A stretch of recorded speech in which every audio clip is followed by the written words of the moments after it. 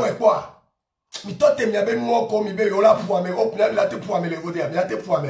Nem no te mi la te pour me. Ma meilleure. Mi tote mi abe kopé to be mo ne mi be bo mi abe lo me vi won podi enje podi won kudo mi abe ko le kwa akla classe be noe. Mi se bien. Mi aba ya dudu be mo mi ado ejo la gban ko na ka double mado mi a potem mi ado ko mi aba afile. Nous ici ben moi no home. On m'a no home na nani na vomia quoi. Tu dis tu es des amis. Moi je ne suis pas votre ami hein.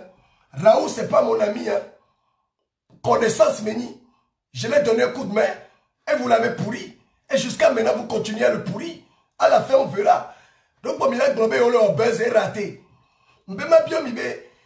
Ne mi frisonne au case loi messia mais Raoul et quatre petits Aniba. Ne prenez pas les gens comme des cons. Ne prenez pas les gens comme des cons. Mais vous êtes malade.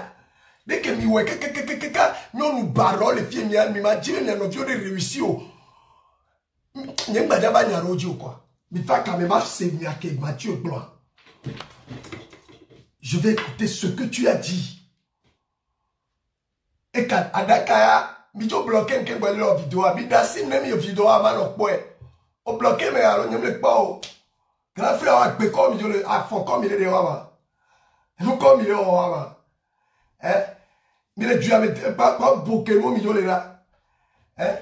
Mais merde quoi. Mais je vous dis merde quoi. Mais beaucoup n'ont tigné. D'ailleurs, tout le monde baba no yo Amérique peut bien coller fiou. Nemi la pla wa me play, nemi ma play wa, nemi ma soit clo mi get away. Et comme il est à la classe hier. Non, bon, diamètre, you vous gâtez les noms, mais n'a top béoué au taré. Et tant que mila sola, on m'y avait vu au taré, et mi sommes allés dans le les nyons. Inconscient avec des azans. Mi bon là, et vim les si, on les pas vidéo. Inconscient, mais là, non, les gars, pas, mais là, non, mais il est au buzzé. Chien comme il y a, il va aller, il y a pas zoom. Et puis, la classe, vous mettez, mais il y a bien quoi, il y a bien noté. Quelqu'un dit que tu as ami en 1. De 2 années, leur business. De 3 années, tu as pour lui, de pépé. À me coller l'homme. Oh là, non, oui. Et nous qui m'audons derrière. Ne m'audons la clé, ne m'audons la nuit, la nuit, oui. Ne m'audons ni clouvi, ni n'a de méthode, ne m'audons ni chien, ni n'a de méthode, vous ne valez pas, vous n'avez pas cette chance. C'est la dernière fois que je fais ma vidéo et que j'appelle votre nom dedans. Mais c'est une commune de blocs comme ça. Mathieu, tu m'as déçu. Tu m'as déçu. Tu n'es pas mon ami. Et nous, quand on a bien à moi, tu ne peux pas me toucher. Tu me touches, on va à la justice. On va à la police. Et tu connais. Mais pourquoi? Vous êtes des diables. Vous êtes des diables. Amiame beaucoup to Europe avec pomile. America to on a nous comme yo. Et tu me ma jole mi agbola ya America. Mi agbe no mi be pièce wo me kwa mi ma senu. Là où la semenya. Nous la jola me dividi na mi ntoro. Koni papa jola dine mi anto. Mi vedo ha mi an lore dibe koni fa to wi anu. Ma mu ven vile. Saucisserie. À la classe, à me produire, mi baba no ton pour amio. Non, on peut comprendre, bah doit clamer. Les gammes là sur à bout les pieds. Voilà. C'est les moyens qui justifient l'effort. Mais là, pour pouvoir m'étaler, à pas bloquer. Moi, je ne suis pas dans votre délire là. Ah, mais là, nous, comme il a dit, la plaine, il y a nos vieux. Il y a bon les pieds. Moi, je ne vous connais pas. Moi, mes vidéos, vous êtes des lâches en fait en gros. Vous êtes des hypocrites. Vous êtes que Mathieu Blanc va me refiler tout la fio. Vous êtes. N'aimez pas ton caméra ici. Mais la théorie quoi. N'aimez pas ton caméra ici. Comme il y a 2-3 personnes par Midjina Mianoko. Mathieu, on est Djenoko.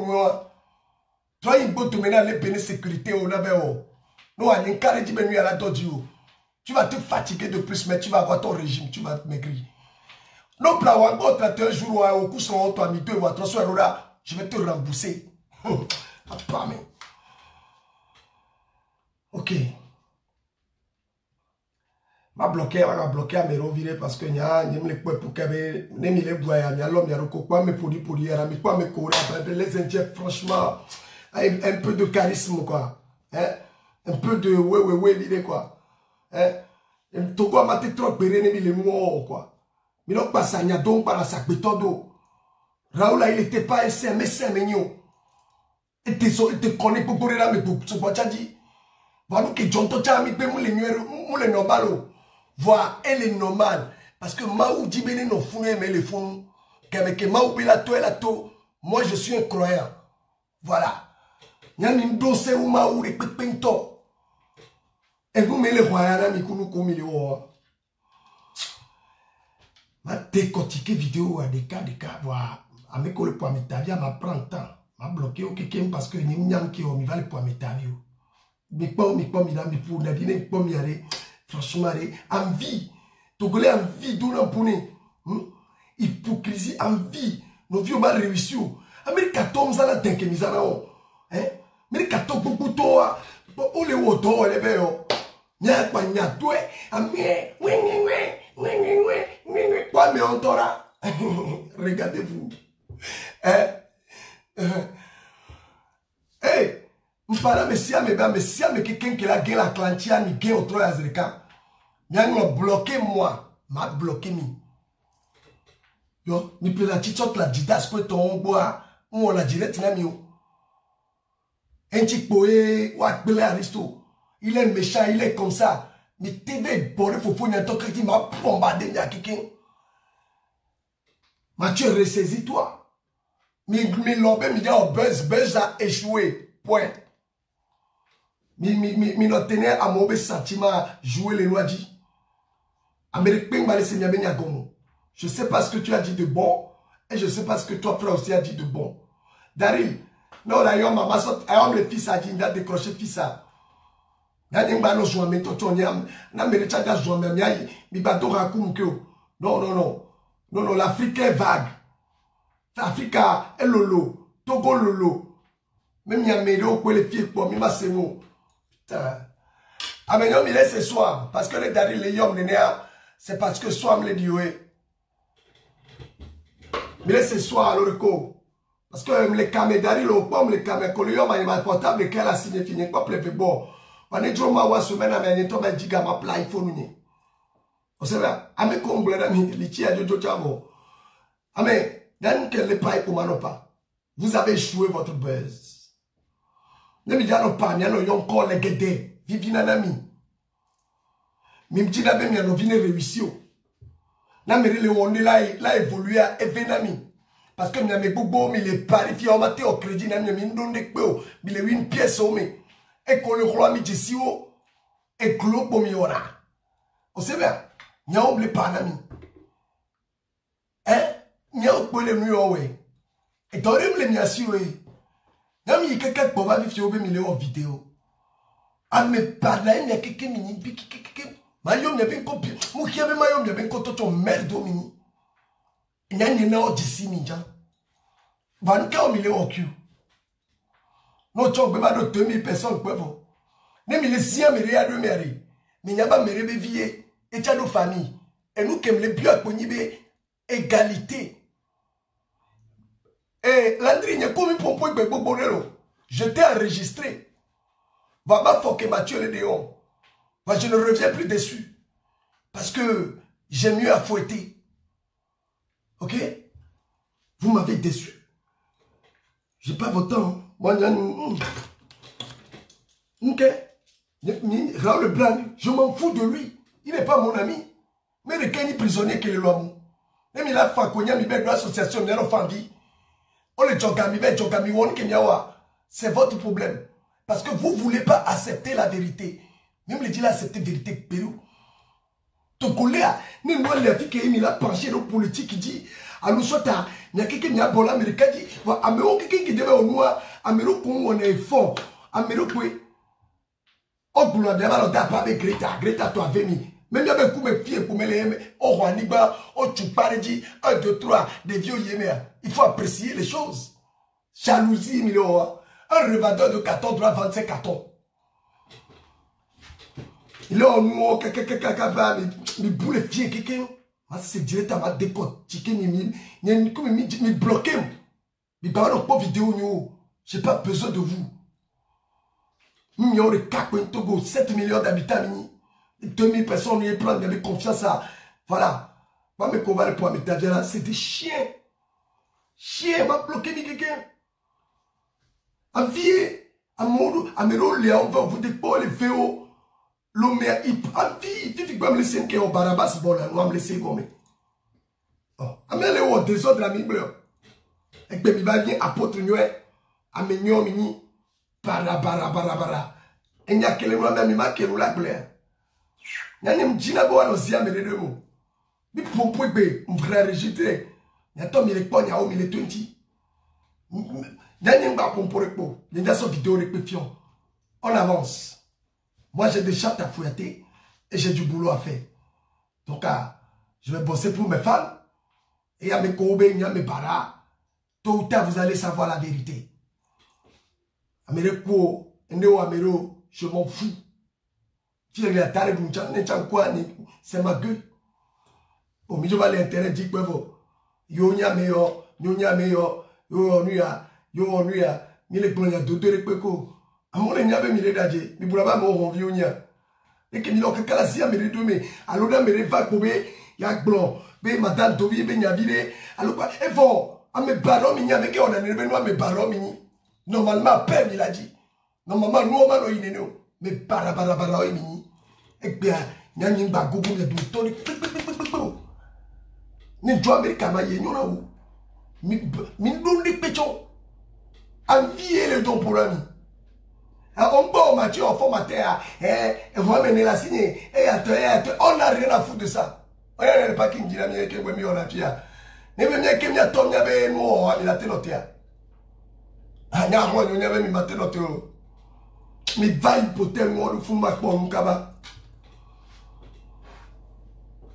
N'y a qui entend me prendre tête coup de mieux. N'y a pas de repenti tochana. N'y a trop pour vidéo repenti tochon. Prenez comme vous voulez. Ne prends pas mes barras. Je m'en fous. Mais ce que je dis, c'est que Raoult, mais c'est mignon. Et il n'a pas le problème de poser. Mais j'ai mes raisons. Et je n'ai rien à foutre de sa gueule. Vous voyez ce que je veux dire ou pas? Moi, ma gueule est ma gueule. Ma gueule est ma gueule. Fifiane wa mi ami pobe obe yo le que mi le caméra a mi vele wa nous que mi le on aime le caméra mi bu mi aloko mi alo mi ave rager fou mi a jolly ti le fou ne Raoul mi a le doa yo ya dudu mto na jinamo aya dudu fenanto mchene me na ya dudu ko yin fa fani mjira be magbasi mi se a na ni kwa no daje amto na jinamo ameyo mi gbe ba na ke ka mi po 2000 personnes 3000 personnes de gbe ba jena mi enu. Et bon, ameyo le net a dit au beto rekpe o évolution rekpe la gbemi na o le fie fia nous connaît notre poids et nya ne va yo o yo la bo azwame e to gole me po minya zuzwe ni wona rekpe de concret so wa me zuzu a demi tiame a o kala azwame le WhatsApp die a dénigré me ata normal a yo vobio a moko mjesi ku jure me toi notre vidéo pero mi le pero venez boire avec nous on fait la fête à lui bien yo ifie reke Togolais avec Pomelazu. Il y a dénigré. Pendant le colonial, il m'a dit que assez. Mais regardez votre gueule. Qu'est-ce que j'ai à foutre de vous?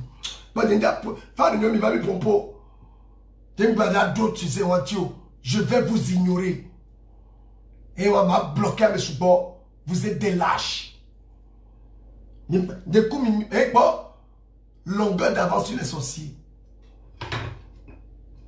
Il fera il y a pas comme il fera le doigt mais akla chanyero akla ko il fa faire moi le belo akla hose la elo hose va prendre le speed elo mi ba puna be akla ya du to bende beni akla le joli tieji kwa mi ke mi ba le do game amolo nyemi na mi boule fie quelqu'un ameko jo gagner au joena et je leur remercie beaucoup. À mon Léon, 200, 300, 400. À mes Léon, on va y aller camis. On doit me quoi. Là, même à toi, la signale sous la haut. Je préfère la qualité que la quantité. Merde, Nami.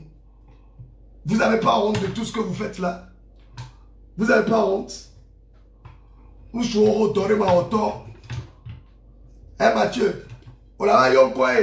Mais quand on le dit là, moi, tu n'es pas mon pote, hein? Tu ne connais pas ce qu'on appelle un pote. Il y a pas eu school.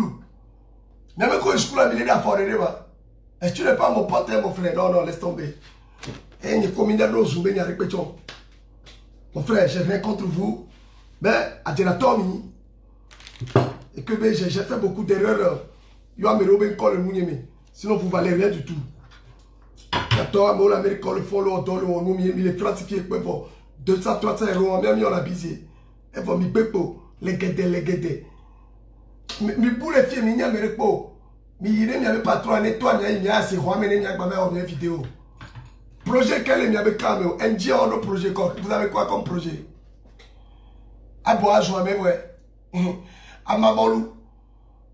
À Yalouto, pour même que j'en ai dit, foutez-moi les camps.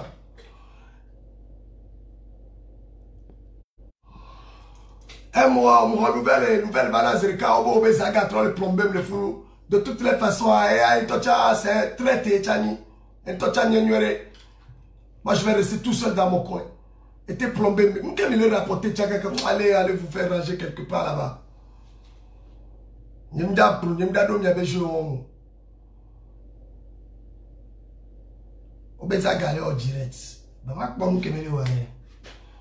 vais voir où elle est en direct et donc à avec bien pour elle. Mais toi, tu l'avenir nous le dira. Les grands le font à où est fou. Il y a mis non c'est où God, il va être de quelqu'un. Bon, on verra. On va avancer doucement. La gare est en direct avant que je me bon. Mais t'es boss, il est vert. Il y a un qui est dominé à Mintochon. Mais les dons pour l'homme, tu as vu, me va les haram. Et nous, nous avons les Togo là. Nous pas de pas de temps, on a mis fier. Ben, on a mis. Mi fait on les lots, mi dit doré, mi a mi besoin de garder tes problèmes. Les problèmes de moi, dit qu'il y a un gars qui vient de le fille. C'est pas la rien parce que ma témiton, il y a que mini. Mi me dit là, on est coco. Fika me le direct à l'eau. Ma trop suivre les filles, c'est le cas. Il y a mi tassi, il y a ma volo. Tassi, ma volo.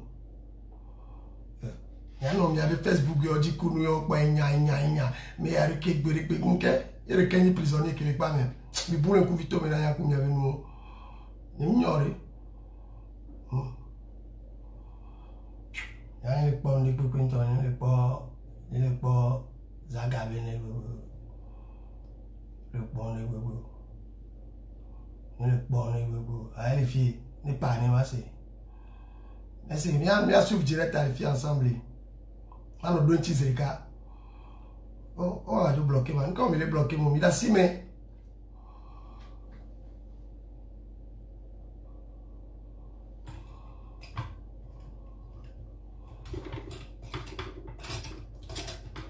Pour le moment, il y a un gars qui est là. Maintenant, c'est mieux avec propos. Il y avait propos quelqu'un. Oh merde, pourquoi ça ne marche pas?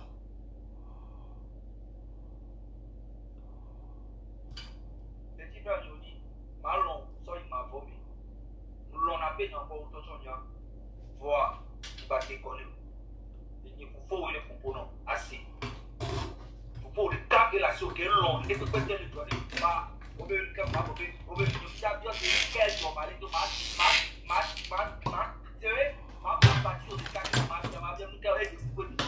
la c'est pas ça, gars.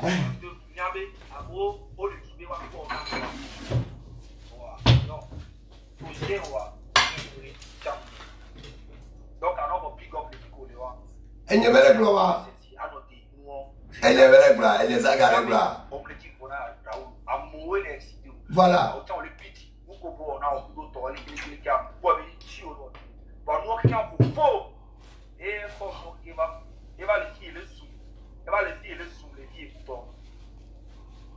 Maman il a la saga. Bito no me subola. Wa be no bito no me la. Saga to ifulu 200 voilà. E voilà. Oh, bito te bien be no vile la. Bataka kezaka bule fi ba mse kwa. Zaga be murabo be kedari yo ba ebo be le bendele jo. Bah, Dari que tu as les photos, mais les photos, mais maman c'est moi qui m'a c'est à. Elle qui me les parents, mais Raoul Couteau, Aristo, Alito, vidéo, Raoul Latoba, il a pas pour la banque. Mathieu a le gros point, mais peut-être direct, on est en sécurité, la fille n'est pas nous. Après, on va taper dans mes capets. D'abord, mon Facebook dit, voilà. Je suis Ankla, je suis Indien, je suis quoi? Américain de prison là, mais il est pas même plus normal.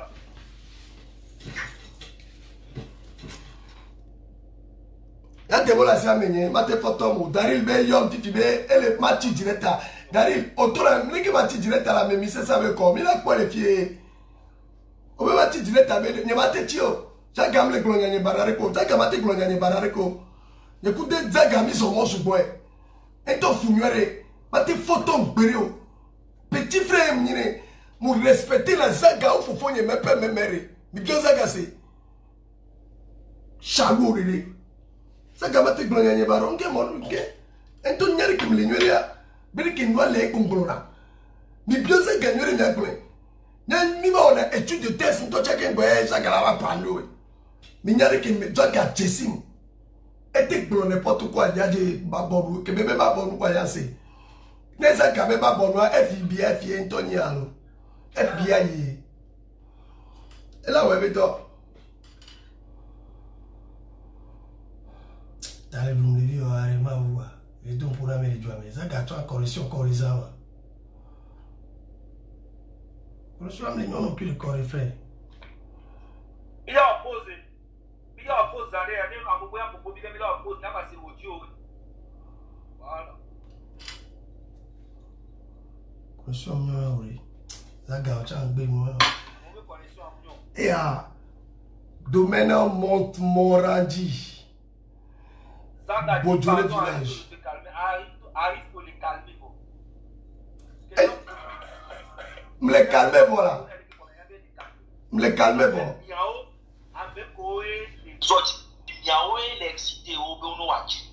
Sinon, Aristo ne peut jamais vouloir faire du mal à Raoul. Moi, je le. Ça, c'est vrai. Moi, je ne fais pas du mal. Hein. Je ne suis pas jaloux. Je suis jaloux de personne, moi. Nous, les jaloux, les jaloux, l'Amérique. Oh, amen. Dévoile, c'est la troque pour la mec qui m'y a mis. Mais là, toi, tu n'avais pas gagné. Dévoile, c'est que même ma bonne, vous ne savez, mais nous, les bourrés, que dévoile, c'est même ma bonne, parce que quand même, je vais Ntama on a mis derrière lui mes filles. Et bien ma tante direct il y avait zaga les filles et bien les vidéos et les photos. Ma pour tu vas m'amasser. Donc avant que baza gamme les blondes ne peut quoi de mal au Daril. Merci beaucoup dans les renseignements. Me le voilà monsieur bois fitolo. Il a été imaginé. Merde quoi. Merde quoi. Oh mais toi t'es au massé oh les gars dire. Oh ya gachi yo faut si gachi non nous menami. On sort de tout, mais janani. Et il y a des vies comme les Jamil ou des fois avec Beneba non nous maintenant acha. Nemi ben amenya pour bien blanc. À nos bords, à nos détruire mais à nos dessous pouvoir. Moi je ne peux jamais chercher du mal à Raoul. Moi je dis juste comment les choses se passent, c'est pas normal. Adaka java les blancs encore. Adaka oboyon konya. Hein? Tu as dit quoi sur moi? Il y a eu promis les yari que moi mais nyonilo. Je me fie à Raoul, toi, on va te les mélos. Et bien, il y a des qui va les tout pour mais il y a popularité en game, ils sont là. Il y a mis les salons cuillés. T'as tort, le comme fille, on y avait n'y les gloires. Il y a les dadjou, les caméras, les zooméois, ou tôt ou tard, la vérité va s'en sortir. À mes bananes, mes bourroniers qui traînent Kuma. Mi va nos filles pour bas encore. Darin Gucham le dit au bec bébé qui me l'a en vidéo et que les blondos les caméquins vont balayer avec encore. On est comme les noirs, alors hypocrite au chonia. Ma banane quelqu'un. Je suis à me beau les demandes d'amis, mesdames là. À la santé parce que je me suis énervé et j'ai pris du vin rouge. Du bon vin rouge. Voilà, démon la cible noire de l'eau merde. Yam c'est parti alors y'a de l'eau y'a l'eau. Il n'y a pas de l'eau. Ne te dans la nuit, ne te on a des pépés. On va plomber là. Et il y a sur le blada. On plombe l'agneau. Voilà. Et les Ginetta qui change, il va bien à tout, quoi. Et ça arrive.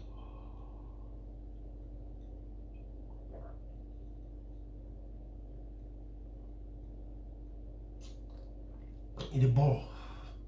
Ça vient de où déjà? Domaine de Montmorency. Eh bien, c'est bon. Mais mes fanatiques, vous êtes convoqués ce soir parce que après la science,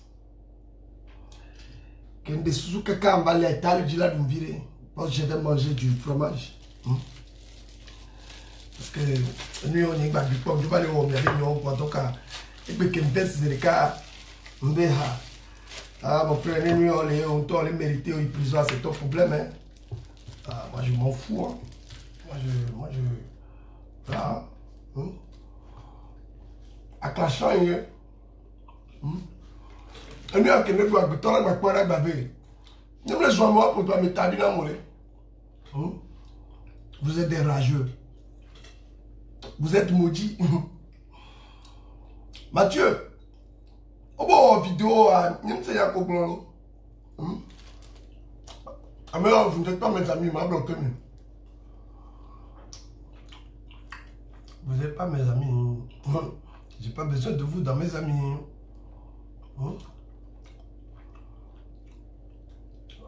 Ça oui, on va faut y PC. Mais comme il y avait vu une tonne. Mais les blancs comme il y avait vu une tonne. Bon, les milieux il y a quelqu'un les avado coton quoi. Et bon, Ali Sonia Mibara, Ali Toleji pour aller Raoul. Donc à Milola Bola Pogna Raoul. Milola Pogna avec Raoul ma. Debo la sila na gbeke gbe mi la o ya lo la ku ke gbe. Debo ola no agbeke gbo la o ya lo. Ola ya ni batté en classe ku Debo. Debo a proposer là, monsieur dans les proposer stade. Dans les pieds du Jinton, on vient que mia. Regarde, Debo a dès que Raoul Gloire avait le photo de Amérique, de l'air et puis là ni bras que gbe mi la ba trova to di. Debo to nya nyere mbu na sugwe. Debo be fan o afan nyoni. Demo be fan ou fan nyoni. Alors que demo ma bon ya. Nimle mi ko César mi abe odo kaka. Ben nebe odo kaka be nebe eva de sosto. Donc à sauce César. Donc à César bon nuit. Donc avec quel point m'établir va bloquer parce que soirée c'est VIP ici c'est la VIP. Ici on a no donc ko la te doit non ameilleur quoi.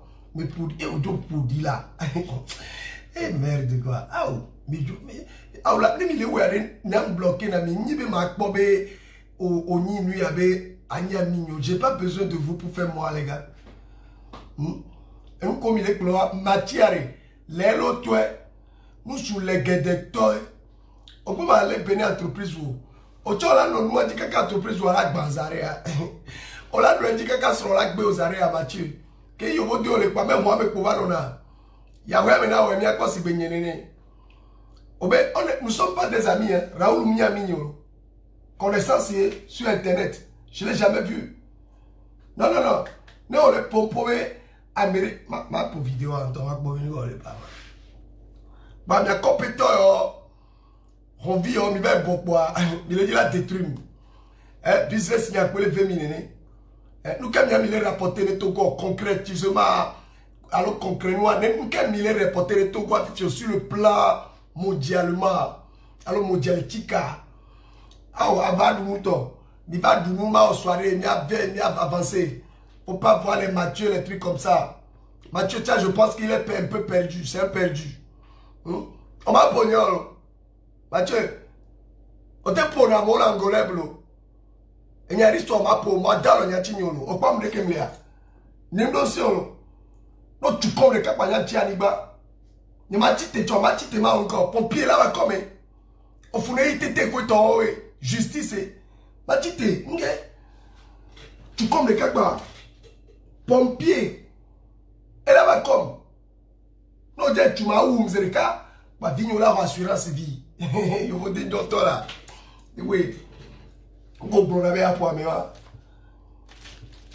Et bien, n'a pas les miladouars. Hein? N'a pas les miladouars. Il y a donné des mots là-ci. On sait bien. Parce que derrière, l'homme est fibobé, des mots là-ci, vidéo. Mais ma pour tu m'as pas les photos, que c'est quand même que des mots la photo n'y arrive tout le blédard. Adje. Eh, hypocrite tout nos cas, mais peut-être, mais bleu nos cas, mais peut-être, voir. Et nous qui n'y a pas de mots, mais vivra. Nous carré dit, des mots matin, adje. Eh, des mots n'y a pas de soubosso, n'y a pas de soubosso, et moi, des mots ton n'y a que les gloires, et n'y a pas que mais n'y a pas de témoin enregistré l'André. Landry ne va pas, ne va provoquer la mienne. Mais nous, je viens. Ok.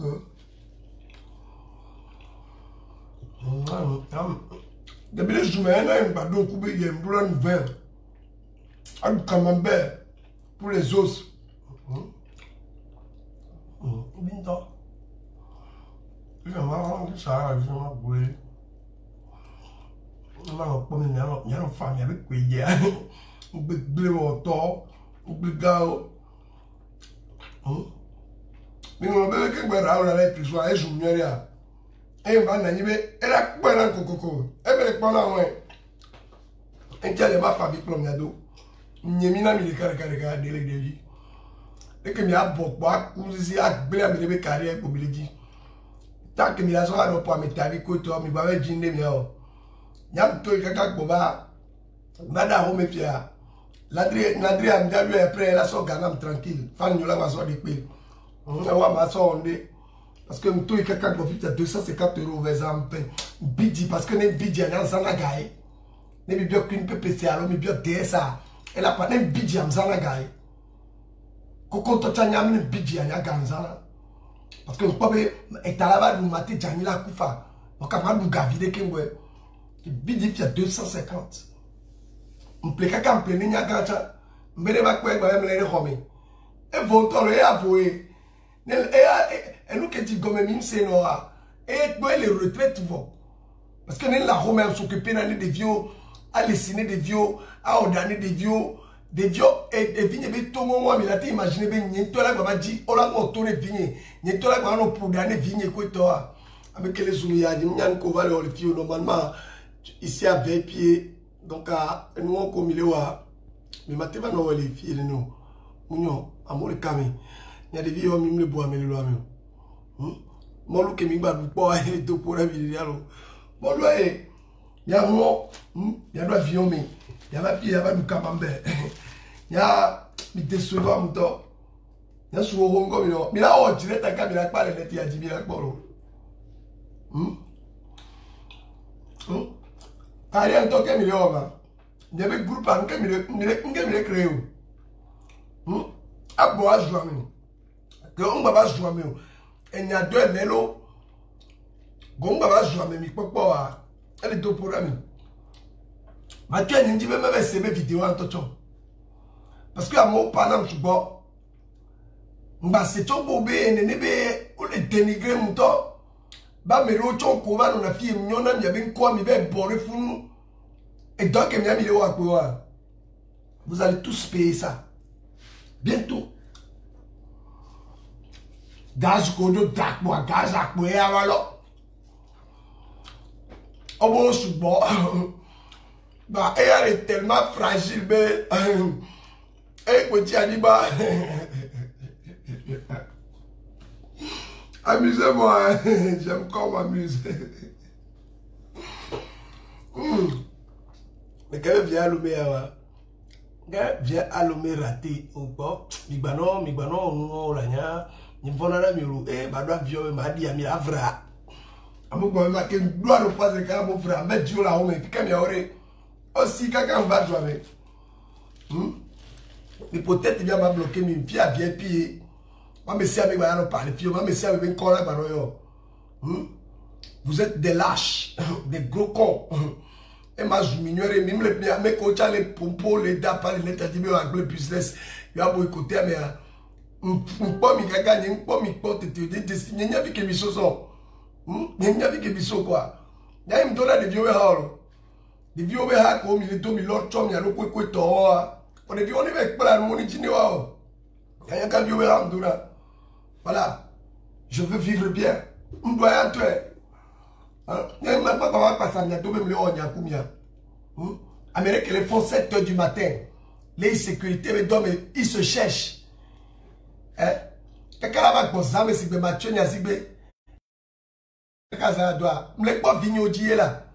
Je travaille dans mon propre intérêt.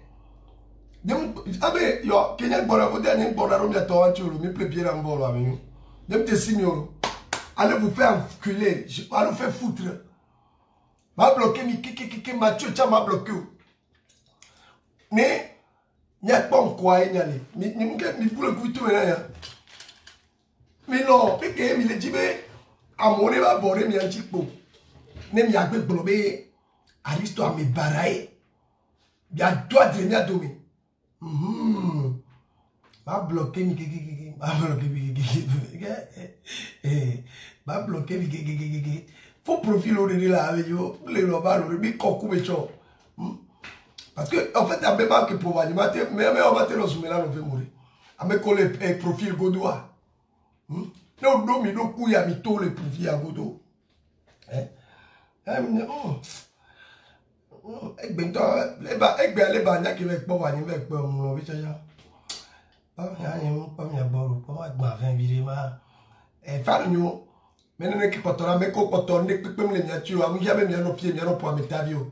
Parce que je suis bien éduqué et je me apprenti mon petit coup d'oisine. Vous savez, non, mon père il a beaucoup bossé pour moi. Ben oui. Donc, que toi, et toi, il y a très mal. Il y a même bossé ou Amérique, les filles, même les dit là, oh, fort et quoi. Il n'y a pas beaucoup de monde, il est. Mais qui a mis quoi, m'a clashé, il y a mis notre TV à quoi. Et soit bien qu'on va vidéo, bien non, bien comme il y avait sujet. Ah, mais alors, vous la bénéa, il doit le dire la protéger. Et mais pas comme il va le gloire. Oh, faut garde à Kacha. Donc, pour les people là, ben, ayokumibe, et beaucoup, et nous ne sommes pour Nyamaku. Et il y a quelqu'un qui peut pas là, soit tu parles à Raga, dans l'eau.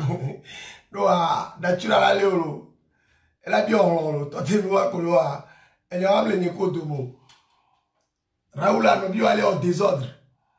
Que non vu avant les Zunga, mais on doit y aller. Et bien, qu'il y a les prisons, être sur la menuée.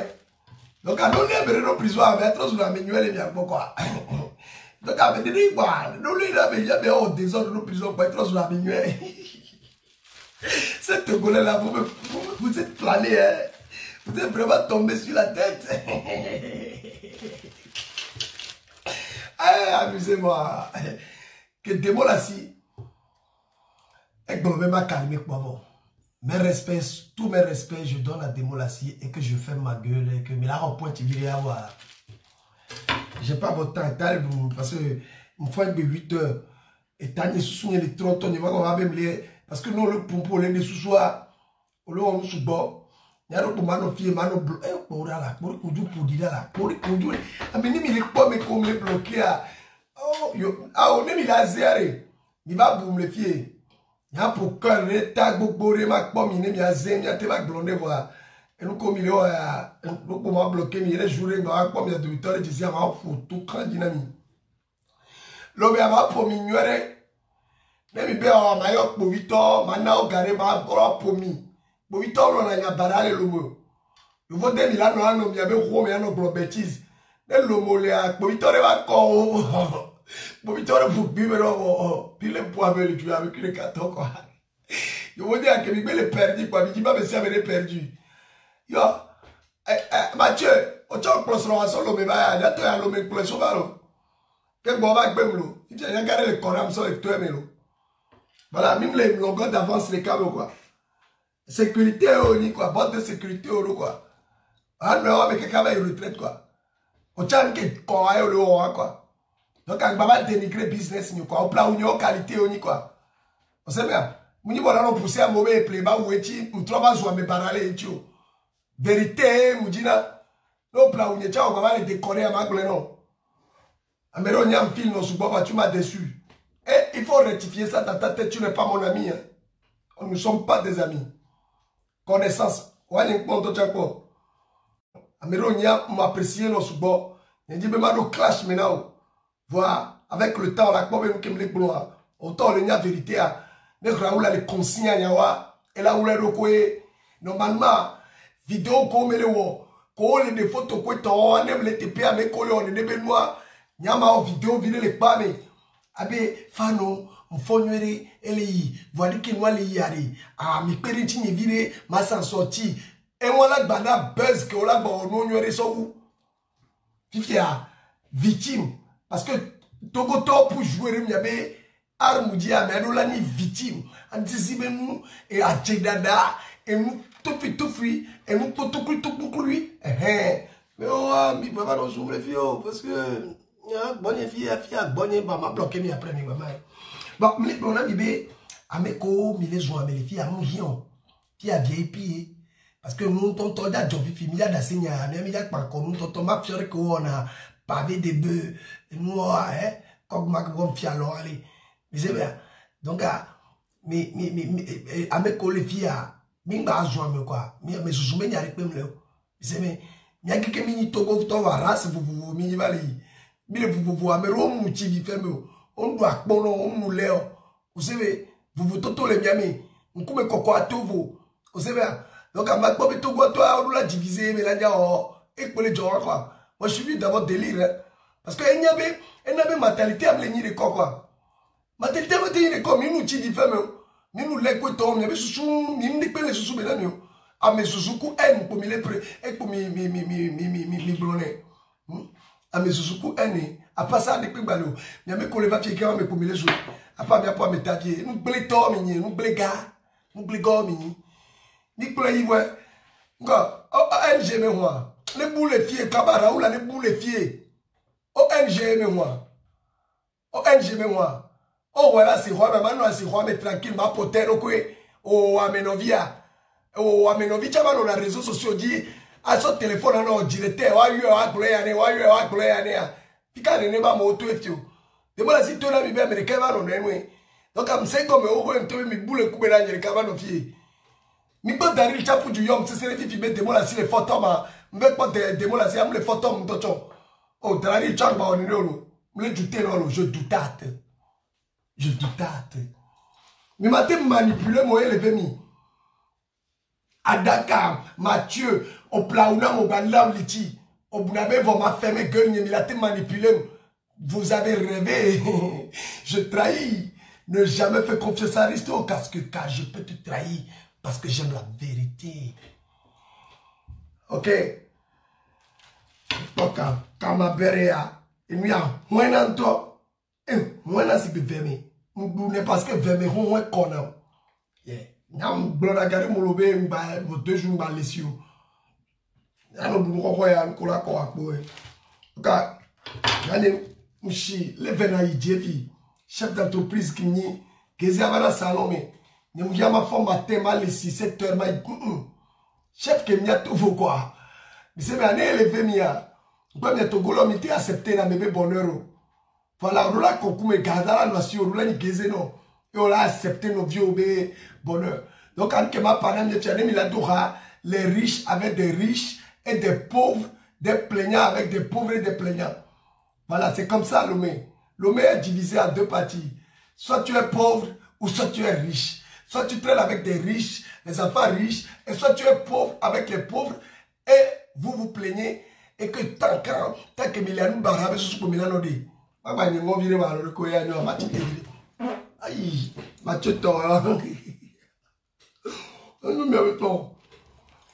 Nous allons dire, ma cuisine est fille. Ça a d'habiller comme ça.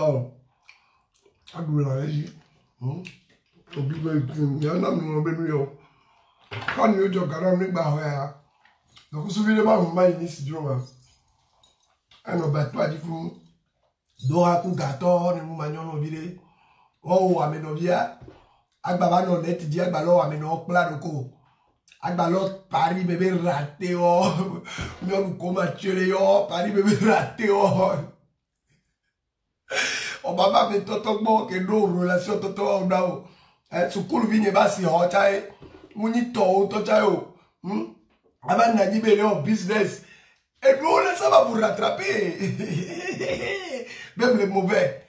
Donc, quand on les a mis en prison, être gentil. À mes collègues, pas qu'on donne mauvais. Et on doit aller en prison pour qu'on va bien y avoir on lui a eu. Madela a venu. Mais pour la venir, toi là, le président, allez tout calme. Les formes du bien. Détrompez-vous. Mathieu.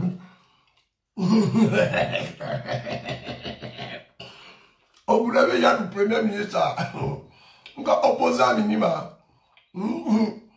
Opposé à minima, et doit aller en 56 ans, Viviane. Moi, mais voilà, pour les filles. Moi, mais à débat, on peut. Débat, on peut pas me remplir, alors. Eh bien, il y a un don, on va me remplir.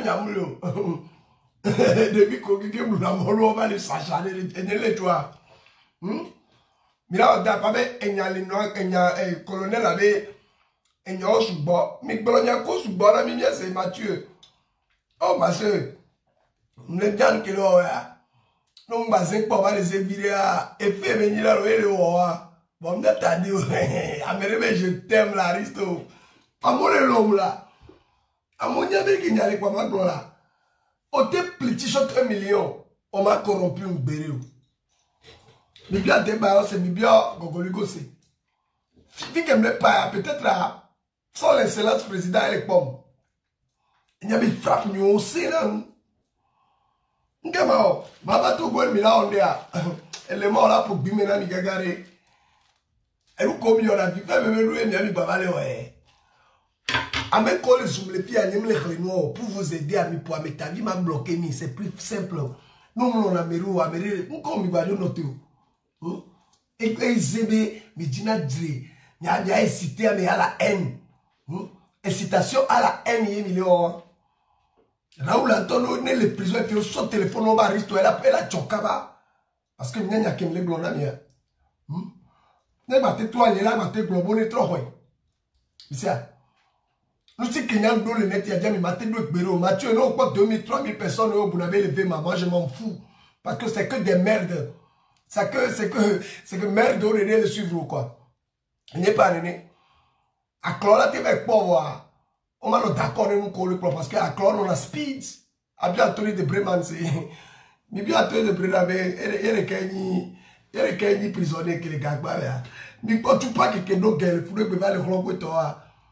Raoul Harry, on doit y avoir, et bien on baisse, on va downer quelqu'un à un coco, même là, on va le conseiller, on a des petits téléphones, et pour la venir, on a pris un break, et il pouvait mieux le jouer, il y a dans l'opéra, il faut me cacarer, il regarde ça, il va me la dire, on est quatre pour gaz, ça va les tanks, bon, la couleur, mais il y a un blêmier.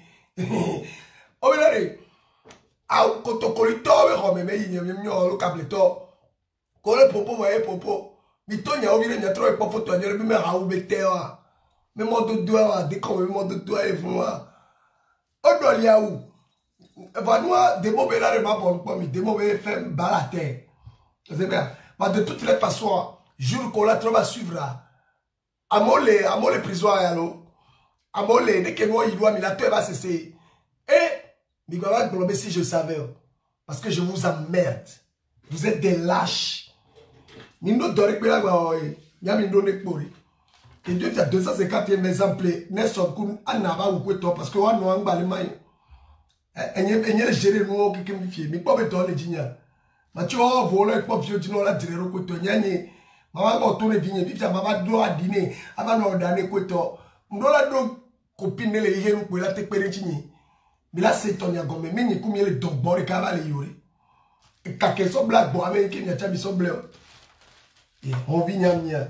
Même une boule de pied, kavakou, nous commis vale au nous chouons, nous commis l'homme, nous chimouma. Michimi vale au le pied. Mazin.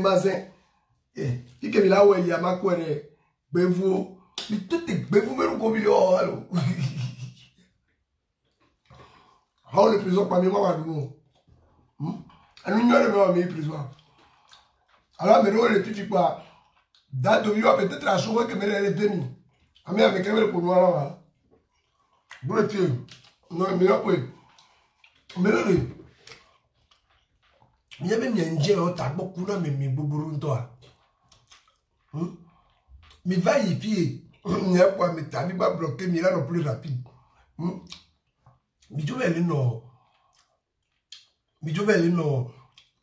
Commentaire mais les non commentaire. Dis-moi dans le commentaire, vous êtes des peureux ou quoi? Mais pour les pieds qu'on go million.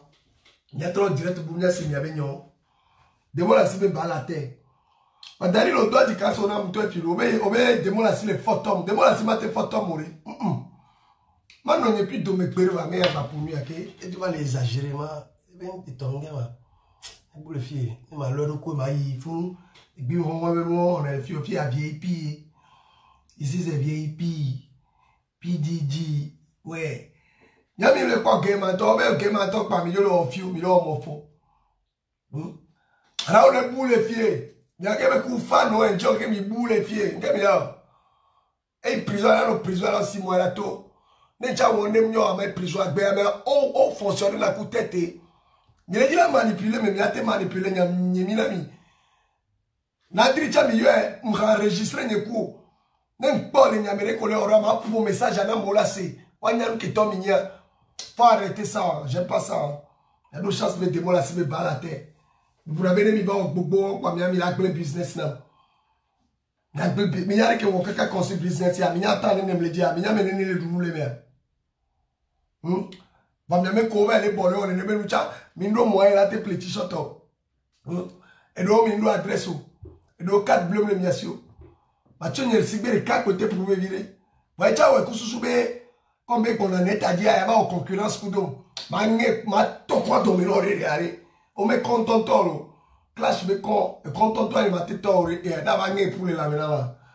Il y a le toko pour m'amener avec ma pompier. On va pour la com ils conduisent le cas. Il était quoi toi avocat quoi toi à dédommager. Gawa ma son plan de ba. Gawa sur la bord 10 000 € menina. À dédommager propre temps. Et quoi peut-être la nouvelle tombe à n'ingé pour les carrés avec la com et on va vivre là-dedans. Et on va bien juge avocat basile d'ignorer. Yeah. La vie de l'homme est chère en France. Hein?